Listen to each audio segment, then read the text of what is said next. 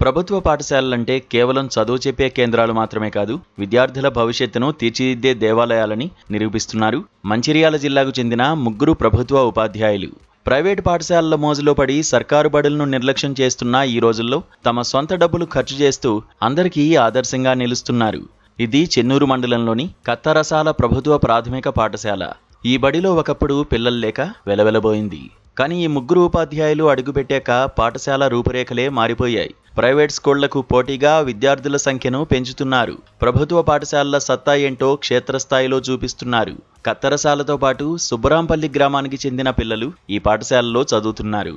అయితే బడి దూరం ఉండడం వల్ల రాకపోకలు సాగించలేక చాలా మంది పిల్లలు చదువు మానేశారు. బడిబాట కార్యక్రమంలో భాగంగా గ్రామానికి వెళ్లిన హెచ్ఎం రాములు, ఉపాధ్యాయులు సరోజ, శోభారాణి ఈ సమస్యను గుర్తించారు. అంతే, పిల్లల కోసం తమ సొంత ఖర్చులతో నెలకు 5,000 రూపాయలు ఇస్తూ ఒక ఆటోను ఏర్పాటు చేశారు. నా తోటి టీచర్ సరోజ గారు ఇద్దరం కలిసి బడిబాట వెళ్ళాం సార్. విలేజ్లోకి తల్లిదండ్రులను అడిగి తెలుసుకున్నాం సార్. అన్న ఏంటి ప్రాబ్లం, ఎందుకు వేయట్లేదు పిల్లల్ని అని. వాళ్ళు అదే చెప్పారు సార్, స్కూల్ సరౌండింగ్స్ బాగాలేవు, ప్లస్ స్కూల్ చాలా దూరం ఉంటుంది, మాకు మార్నింగ్ దింపడానికి కానీ తీసుకురావడానికి కానీ ఇబ్బంది అవుతుందని చెప్పారు సార్. సరే అని మేము ఏం చేసామంటే మేమే షేర్ చేసుకొని ఒక ఆటోని ఏర్పాటు చేయడం జరిగింది సార్. ఫస్ట్ అయితే పిల్లలు పెరగాలనే ఉద్దేశంతో మేమే మా సొంత ఖర్చులతో ఆటో ఏర్పాటు చేసి పిల్లల్ని తీసుకురావడం జరిగింది సార్. అట్లా మాకు పిల్లల సంఖ్య 14 పెరిగింది సార్ ఫస్ట్ ఇయర్. అదే సంవత్సరం మా హెచ్ఎం రాములు సార్ ఈ స్కూల్కి రావడం జరిగింది సార్, ట్రాన్స్ఫర్లో పిఎస్హెచ్ఎం ప్రమోషన్లో. సో సార్ వచ్చిన తర్వాత ఇంకా మాకు చాలా ప్లస్ అయింది సార్. పిల్లలకు ఇంకా ఎలాంటి సౌకర్యాలు కావాలి అని ఆయన చాలా ఆలోచించారు sir. Plus school surroundings first మనం ఒక పాఠశాల అనేది అందంగా ఉండాలనే ఉద్దేశంతో సార్ ఇలా ఇవన్నీ పెయింటింగ్స్ అనే పిల్లలకు ఆకర్షణీయంగా ఉండేలాగా చాలా మేము అన్ని బొమ్మలు అన్నీ గీయించాం సార్. ప్లస్ రూమ్స్ అన్నీ కొత్తగా ఒక రూమ్ ఏర్పాటు చేయడం జరిగింది. పిల్లలకు సేఫ్టీగా ఉండాలనే ఉద్దేశంతో కాంపౌండ్ వాళ్ళు ఏర్పాటు చేయడం జరిగింది. కేవలం వాహన సౌకర్యం మాత్రమే కాదు, పిల్లలకు కావాల్సిన నోట్ పుస్తకాలు, పెన్నులు, ఎగ్జామ్ ప్యాడ్లు, తాగునీటి కోసం మినరల్ వాటర్ కూడా తమ సొంత డబ్బులతో ఇస్తున్నారు.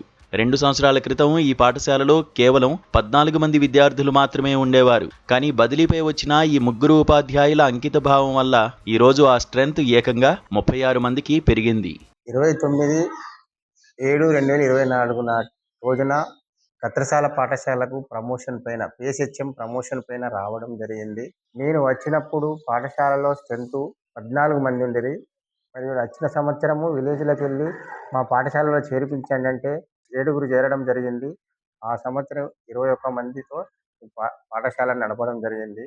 తర్వాత నెక్స్ట్ ఇయర్ మళ్ళీ బడిబాటలో కార్యక్రమంగా పాఠశాల యొక్క స్థితిగతులను గ్రామం లోపల పేరెంట్స్కు వివరించడం జరిగింది. ఆ పేరెంట్స్ అందరూ కూడా అదే సార్ మీ పాఠశాలకు తోలిస్తాము కానీ మెయిన్ రోడ్ నుంచి మా పిల్లలు రావడం పోవడం ఇబ్బందిగా ఉంటుందంటే ఆ సౌకర్యం కోసం పిల్లల యొక్క రావడం పోవడం కోసము ఆటో ఏర్పాటు చేయడం జరిగింది.